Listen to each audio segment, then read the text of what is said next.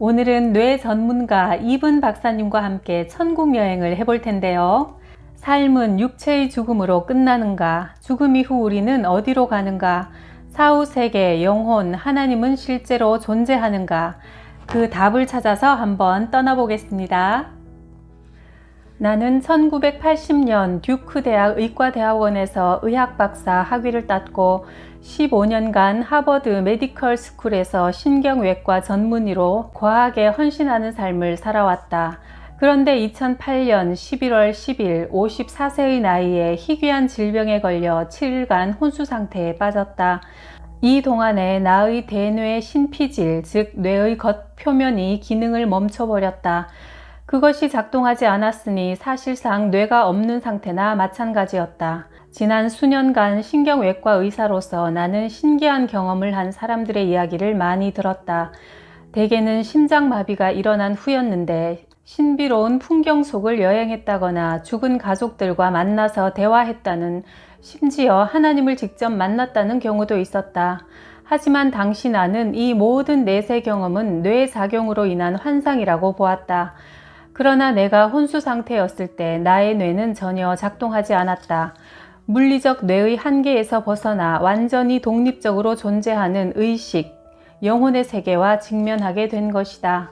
나의 체험은 몸과 뇌의 죽음이 의식의 종말은 아니라는 것, 인간의 체험은 무덤을 넘어서까지 계속된다는 것을 보여주었다. 더욱 중요한 사실은 우리들 하나하나를 사랑하는 하나님의 응시하에서 우리의 삶이 계속된다는 사실이었다. 내가 간 그곳, 천국은 실제했다. 오히려 우리가 살고 있는 지금 이곳의 삶이 꿈처럼 느껴질 정도로 그곳은 생생했다.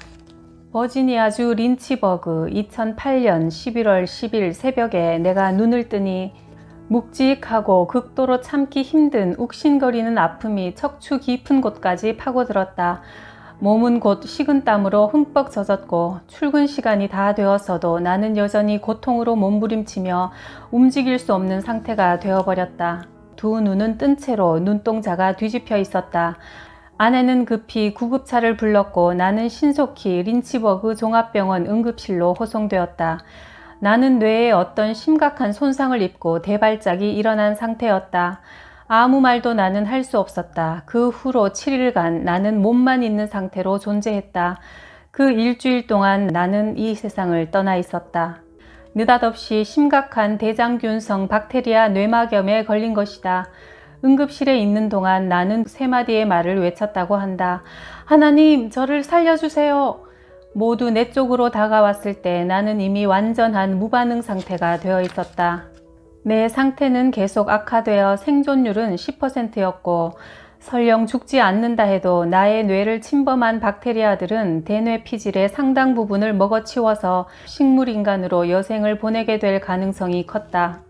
사실상 내 모습은 시체나 다름없었다. 육체는 침대 위에 놓여 있었지만 사실 나는 다른 곳에 있었다. 캄캄한 암흑인데 보는 것이 가능한 암흑이었다. 피 같기도 하고 구토물 같기도 한 죽음의 냄새가 났다.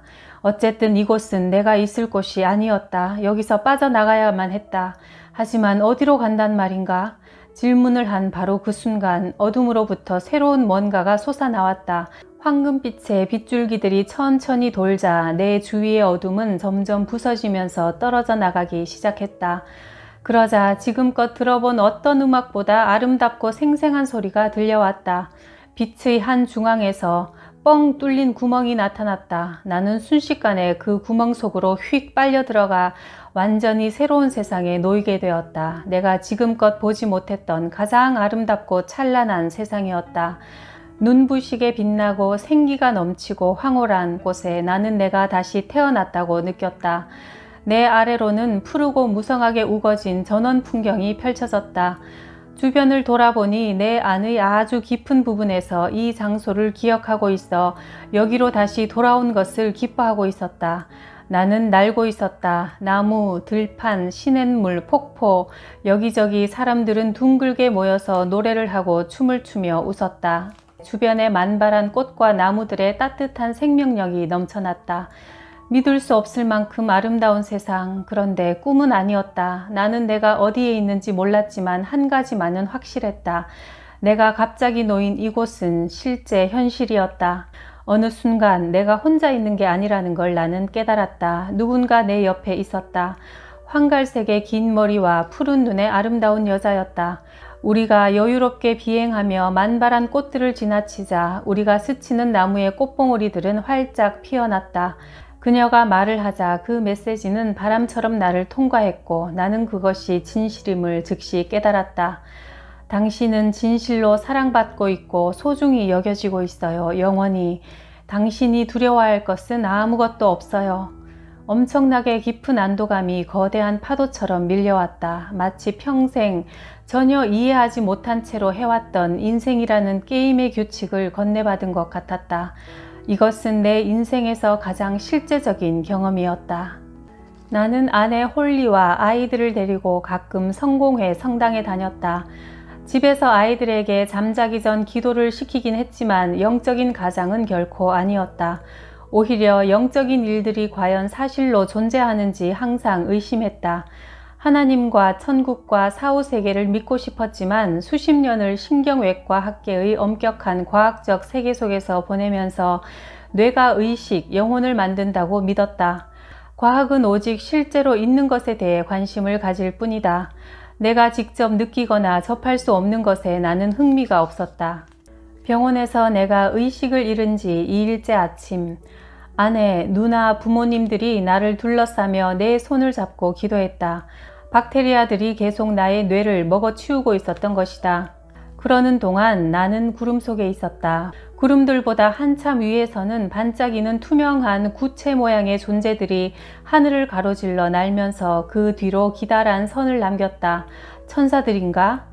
이들은 내가 지상에서 알았던 그 무엇과도 전혀 달랐다. 그들은 더 진보된 고차원의 존재들이었다. 거룩한 성가처럼 거대하게 울리는 사운드가 위쪽에서 들려왔다. 그 세계에서는 뭔가를 보거나 들을 때 이미 그것의 일부가 되어 신비로운 방식으로 그것과 하나가 되었다. 여기가 어디지? 나는 누구지? 내가 왜 여기에 있지? 내가 질문을 던질 때마다 마치 파도가 내게로 와 부서지면서 빛과 색채와 사랑과 아름다움이 한꺼번에 폭발하듯이 답은 즉각적으로 주어졌다. 생각들이 직접 내게로 들어왔는데 나는 힘들이지 않고 바로 이해할 수 있었다. 하나님, 창조주, 우주 만물을 있게 한 근원, 이 존재는 참으로 가까이 있어서 나 사이에 일체의 틈이 없다고 느껴질 정도였다. 그러면서도 나는 창조주의 무한한 광대함과 그에 비해 내가 얼마나 하잘것없이 작은지 느낄 수 있었다. 그러니까 나는 더 넓은 세상에 태어났는데 그 세상은 하나의 거대한 우주적 자궁 같았다. 질문을 하면 바로 답이 주어졌고 우리가 아는 언어의 형식은 아니었지만 이 존재의 목소리는 따뜻했으며 인격적이었다. 그 존재는 우리 인간이 지닌 특성들을 무한한 규모로 더 많이 갖고 있었고 나를 깊이 이해했다. 따뜻함, 자비로움, 연민, 심지어 유머까지 지니고 있었다. 그 존재, 하나님은 내게 우주가 하나만 있는 것이 아니라 내 상상 이상으로 많은 우주들이 있는데 그 바탕에는 사랑이 자리하고 있다고 말해주었다. 우리의 세계에서 때로는 악이 끔찍하고 매우 강력한 것처럼 보여도 더 큰 그림에서 본다면 사랑이 지배적이고 궁극적으로 승리를 거둘 것이라고 했다. 지상에서 우리가 살아가는 시간과 공간의 세계는 이 고차원 세계와 긴밀하고도 복잡하게 맞물려 있었다. 나의 동반자가 말했다. 우리는 당신에게 많은 것을 보여줄 거예요. 그렇지만 당신은 다시 돌아가게 될 거예요. 이 전체 여정이 일종의 투어였다고. 영적인 세계에 대한 광범위한 둘러보기, 잘 짜여진 관광여행처럼 모든 계층과 모든 차원에 대한 탐험인 것이다. 나는 궁극적으로 정말 중요한 것, 유일하게 중요한 것에 대해 배웠다. 하나의 문장으로 표현하면 당신은 사랑받고 있습니다. 딱 한마디로 요약하면 사랑이었다. 의심의 여지 없이 사랑은 모든 것의 근본이다. 이것이야말로 사실들 중에 사실이며 살아 숨쉬는 진실들 중에 진실이었다. 우리가 하나님으로부터 분리될 수 있다는 거짓말은 이 세상 모든 종류의 불안 심리의 근본 원인이며 이에 대한 치유는 그 무엇도 우리를 하나님으로부터 떼어낼 수 없다는 알을 통해 이루어진다. 이 지식은 내가 배운 그 어떤 것보다 중요한 최고의 지식이다. 의대 시절에 사람들의 의식은 매우 복합적인 컴퓨터 프로그램에 불과하다는 식의 주장들을 들었다. 우리 뇌에서 끊임없이 켜지는 10조 개가 넘는 뉴런, 신경세포들이 평생 쓸 수 있는 의식과 기억을 만들어낸다는 것이다. 그러나 뇌 자체가 의식, 영혼을 만들어내는 것이 아니다. 지금 나는 우주에 목적이 있다는 것을 믿게 되었다. 보이지 않는 영적인 측면과 비교했을 때 우주의 물리적 측면은 그저 먼지 입자에 불과하다. 그곳에 있을 때 나는 번데기처럼 껍질을 깨고 나온 나비 같았다. 어마어마하게 검은 우주적 공간에서 지구는 희미한 푸른 점처럼 보였다. 지구는 선과 악이 함께 공존한다는 점이 독특한 특징이었다. 지구에서도 악보다는 선이 훨씬 더 많지만 지구는 악이 세력을 펼칠 수 있도록 허용된 곳이다. 악이 때로 득세한다는 것을 창조주는 알고 있는데 이는 우리에게 자유의지라는 선물을 주기 위해 필요한 조치로 허용된 것이다. 악의 작은 입자들이 우주 속에 뿌려지긴 했지만 우주에는 선함, 풍요로움, 희망, 조건 없는 사랑이 넘쳐나고 있다. 우주의 기본 구조 자체가 사랑과 수용이기 때문이다. 지상에서의 우리 삶은 매우 중요하다. 여기서 우리의 역할은 신성, 하나님을 향해 자라가는 것이다. 우리는 유한한 육체와 뇌 속에 거주하는 영적인 존재들이다. 실제로 생각하고 선택하는 주체는 우리의 영혼이지 뇌가 아니다. 우리는 물질적인 뇌와 육체의 요구대로 살아가는 존재가 아니다. 그것을 넘어서 있는 그 이상의 존재다. 이것이 우리 모두가 언젠가는 회복하게 될 진정한 영적 자아다. 그러나 그날이 오기 전까지 우리는 영적 자아를 개발하여 드러나게 하기 위해서 최선을 다해 노력해야 한다. 사랑을 실천하는 방법을 통해서다. 영적 세계의 구성 성분 자체가 바로 사랑으로 이루어져 있으므로 하나님을 상상할 때 사람들의 가장 큰 오해는 하나님을 비인격적인 대상으로 생각하는 것이다. 물론 하나님은 측량할 길 없는 우주의 완전함이다. 그러나 하나님은 동시에 당신과 나보다 더 인간적인 존재라고 할 수 있다. 우리 인간들의 상황을 이해하고 연민을 느끼시는 분이다. 내가 병원에 온 지 나흘째 목요일이 되자 내 상태는 위독함에서 가망 없음으로 바뀌었다. 박테리아성 뇌막염 환자가 며칠 이상 혼수 상태로 있다가 완전히 회복한 경우는 없었다. 아내와 어머니, 누나들, 간호사들이 모두 내 침대 주위로 모여 손을 잡고 내 회복을 위해 다시 한번 기도를 시작했다. 하나님, 이분을 우리에게 돌려주소서. 전능하신 하나님께서 이루어 주실 수 있음을 믿습니다. 그들이 함께 기도한 것은 좋은 일이었다. 아래의 세계로부터 오는 기도들이 마침내 내게로 전달되기 시작했기 때문이다. 육체를 떠나 있는 동안 내가 깨달은 것들은 궁극적으로 어느 누구도 우리는 고아가 아니라는 사실이다. 우리에게는 우리를 관찰하고 보살펴주는 존재들이 있다. 우리는 우리가 생각하는 것 이상으로 우리를 사랑하는 창조주의 깊은 관심을 받고 있다. 아내 홀리는 침대 곁에 앉아 내 손을 잡고 기도했다. 하나님, 제발 내 기도를 들어주세요. 이분은 그동안 많은 사람들을 낫게 했어요. 이제는 이분이 나을 차례예요. 나는 중심 근원 깊은 곳에서 창조주와 천사들로부터 배움을 받았다. 그러다가 관문까지 왔는데 다시 들어갈 수 없다는 것을 알았다. 천국의 문이 닫힌 것이다. 나는 이전에는 결코 느껴보지 못한 슬픔을 느꼈다. 커다란 벽 같은 구름들을 통과하며 나는 아래로 이동했다. 저 멀리 수많은 존재들이 무릎을 꿇은 채 둥근 원으로 나를 둘러싸고 있는 모습과 속삭이는 소리가 들려왔다. 그들은 나를 위해 기도하고 있었던 것이다. 이런 기도들이 나에게 힘이 되어 왠지 모르게 모든 것이 잘 되리라는 완전한 믿음과 신뢰가 생겼다. 무한한 사랑의 신이 내게 약속했듯이 나는 보살핌을 받게 될 것이고 내가 어디에 있든 천국이 나와 함께 있으리라는 것을 믿었다. 내가 혼수 상태에 빠진 지 7일째 되는 일요일 아침, 드디어 5일 동안 지루하게 내리던 비가 그쳤다. 저 멀리 산봉우리에서 아주 선명한 무지개가 보였다. 의사는 아내에게 최후 통첩을 했다. 뇌의 고등 기능은 현재 전혀 작동하지 않습니다. 웨이드 박사는 이제 보낼 때가 되었습니다. 라는 말을 길게 하고 있었다. 그 무렵 나는 천상의 세계에서 점점 아래로 내려오고 있었고 인간의 얼굴들이 보였다. 나는 그들이 나에게 돌아오라고 간청하고 있음을 알았다. 나는 돌아가야만 했다. 천국에 있을 때 나는 걱정할 일이 전혀 없었다. 10살 난 아들 본드가 내 침대 위로 올라와 흐느끼면서 내 이마에 입을 맞추고 내 어깨를 쓰다듬었다. 아빠, 나을 거예요. 아빠는 괜찮아질 거예요. 누나 실비아도 내 침대 곁으로 다가왔다. 나의 축 늘어진 얼굴을 응시하던 그때 내가 눈을 떴다. 실비아가 날카로운 비명을 질렀다. 이분이 깨어났어! 깨어났다고! 웨이드 박사가 즉각 내 목에 삽입되어 있는 호흡기 튜브를 조심스럽게 빼냈다. 나는 약간 숨이 막혔다가 처음으로 7일 만에 아무 도움 없이 폐에 가득 찬 숨을 내쉬며 입 밖으로 첫 마디를 내뱉었다. 고마워요. 나는 평화로운 미소를 지으며 말했다. 다 잘 될 거야. 나는 말뿐 아니라 존재 자체로 이 메시지를 전하고 있었다. 우리 존재 자체가 신성한 기적임을 알려주듯 나는 한 사람 한 사람을 각각 깊이 바라보았다. 걱정하지 마. 다 잘 될 거니까. 나는 반복해서 말했다. 나는 차츰 주변을 살펴보며 물었다. 그런데 다들 여기서 무슨 일이야? 동생 필리스가 대답했다. 오빠야말로 어떻게 된 거야? 처음 눈을 떴을 때 나는 얼마 전에 있었던 곳 경이로운 천국에 대한 기억밖에 없었다.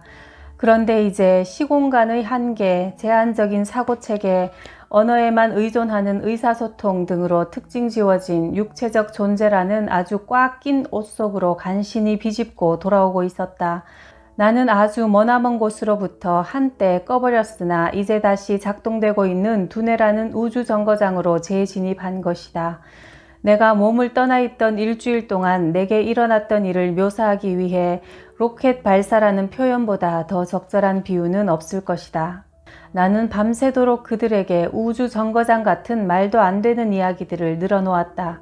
동생 베치가 말하기를 정말 신기했던 건 오빠가 이제 막 혼수 상태에서 깨어나 온갖 이상한 이야기들만 하고 있는데도 오빠의 유머 감각은 그대로였다는 거야. 정말 오빠가 맞더라고. 내가 빠른 속도로 회복하는 것을 보며 모두 놀랐다. 의사 한 명은 내 이 극도의 행복감을 뇌 손상 때문이라고 판단했다. 그때 나는 의사들의 진단과는 무관하게 결코 뇌가 손상된 사람이 아니라 완전히 건강한 상태였다. 몸에서 벗어나 있던 일주일 동안의 기억들은 여전히 내 의식 속에 아주 선명했다. 나는 내가 사랑하는 사람들에게로 돌아오게 되어 무척 행복했다. 하지만 내가 행복했던 또 다른 이유는 내가 정말 누구인지, 우리가 살고 있는 이 세상이 어떤 종류의 세상인지를 처음으로 이해했기 때문이다. 나는 내 경험을 사람들과, 특히 동료 의사들과 나누고자 하는 순진한 열정으로 가득했다. 그러나 상당수의 사람들이 원하지 않았다. 특히 의학 분야의 사람들이 그랬다. 지난날 내 환자들이 수술받는 동안 다른 차원의 세계를 경험했다며 내게 애써 설명할 때 내가 보였던 반응과 똑같았다.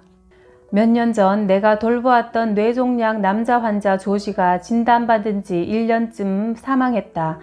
그런데 이번에는 그의 딸이 유방암에 의한 뇌종양을 앓게 되었고 생존 가능성이 몇 달밖에 되지 않았다. 그의 어머니, 즉 조지의 아내 수산나가 말했다. 선생님, 우리 딸이 정말 희한한 꿈을 꿨어요. 꿈에 아빠가 나타났는데 모든 게 다 잘 될 거니까 걱정할 필요가 없다고 하더래요. 선생님, 그런데 가장 믿기 힘든 건 남편이 입고 있던 옷이었어요. 노란색 셔츠와 중절모를 쓰고 있었대요. 제가 조지와 처음 연애할 때 노란색 셔츠와 중절모를 사준 적이 있었어요. 그런데 신혼여행에서 짐을 분실해 셔츠와 중절모도 그때 잃어버렸죠. 내가 말했다. 따님이 그 옷과 모자에 대한 재미있는 이야기들을 많이 들었던 모양입니다. 아니라니까요. 그녀가 웃었다. 그 점이 신기한 거예요. 그 셔츠와 중절모를 잃어버린 후에 우리는 그것을 완전히 잊어버렸고 한 번도 이야기를 꺼낸 적이 없어요. 물론 우리 딸도 그 이야기를 전혀 들은 적이 없고요. 의사 생활을 하면서 나는 이처럼 혼수 상태나 수술 도중에 특이한 경험을 했다고 말하는 환자들을 수차례 접해왔다. 그러나 나는 그것이 그들의 머릿속에서 일어나는 현상일 뿐이라고 보았다. 그러나 내가 혼수 상태에서 경험했던 초강력 현실은 내 뇌 속에서 일어난 일이 결코 아니었다. 내 경험들은 시각적, 청각적인 면에서 고도로 정교한 수준이었고 나의 뇌 작동이 오히려 평소보다 더 높은 수준에서 기능했음을 암시한다. 그런데 고등 기능을 하는 나의 뇌는 그 작업을 할 수 없는 상태였다. 내가 이 세상에서 벗어나 다른 세상으로 로켓처럼 돌진하게 되었다는 사실은 의학적인 면에서 진정한 뉴스라고 할 만했고, 내가 완전히 회복되었다는 것은 전혀 있을 수 없는 기적이라고 밖에 설명할 도리가 없다. 그런데 진짜 중요한 이야기는 내가 다녀왔던 곳에 대한 이야기다. 나는 과학자로서 이 이야기를 해야 할 의무가 있다. 나는 내 서재의 벽난로 옆 안락의자에 몇 시간째 앉아서 그동안 있었던 모든 일들을 생각해보고 있었는데 아들 이븐이 문을 열고 들어왔다. 나는 의자에서 일어나 한참 동안 그를 껴안았다. 이븐이 나중에 이야기하기를 아빠가 어찌나 맑고 선명하게 느껴졌던지 아빠 안에서 어떤 빛이 나는 것 같았어요 했다. 나는 사람의 마음과 개성, 소위 영혼이라는 것은 육체를 떠나서도 계속 존재하는 것임을, 내 경험을 세상에 알려야만 했다. 서재의 벽난로에 불을 지피고 의자에 앉아 글을 쓰기 시작했다. 천국에서의 모든 기억들이 맑고 상쾌하게 그대로 있었기 때문이다. 혼수 상태였을 때 나의 뇌는 잘못 작동한 것이 아니라 전혀 작동하지 않았다. 뇌가 다운되어 꺼진 상태였다. 그럼에도 불구하고 나는 살아있었고 무엇보다 사랑, 영혼, 실제성으로 특징지어진 세계에서 진실로 깨어있었다. 나의 경험은 내가 살고 있는 집보다 더 실제 현실이었고 벽난로에서 타는 저 장작보다 더 생생한 현실이었다. 마침내 내가 체험한 것을 다 기록하고 나서 나는 임사체험에 관한 다른 사람들의 기록들을 읽기 시작했다.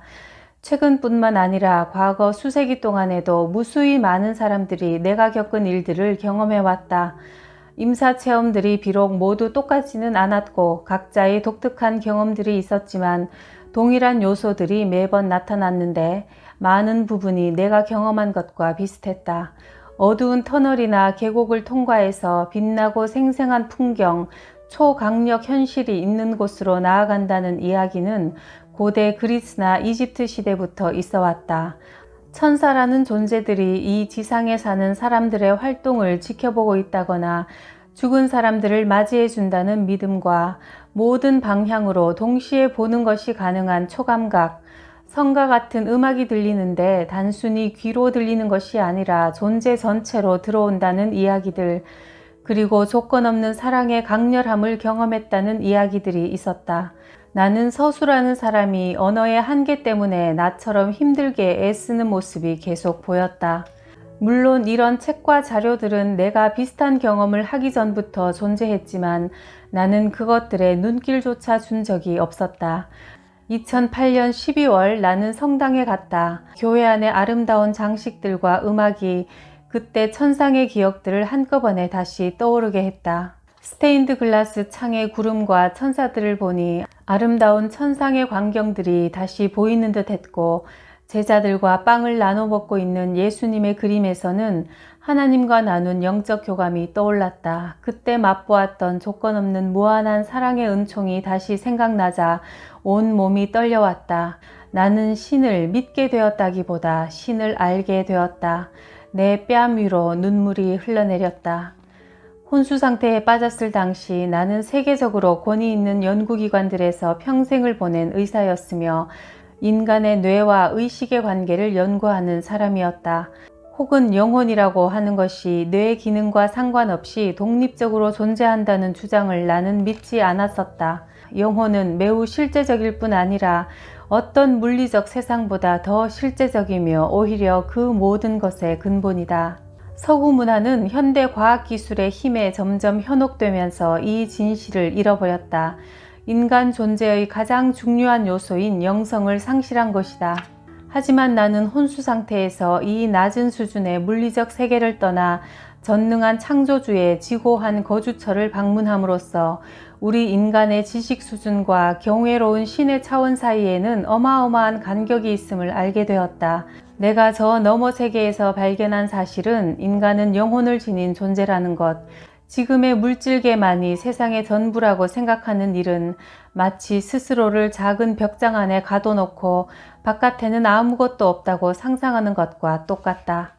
물질이 유일한 현실이고 생각, 의식, 감정, 영혼은 그저 물질로부터 만들어진 것이라고 믿어왔던 내가 영적 우주의 본성에 대해 깨닫게 되면서 내가 눈이 멀었다가 지금은 보게 되었다는 요한복음 9장 25절의 말씀의 진정한 의미를 이해하게 되었다.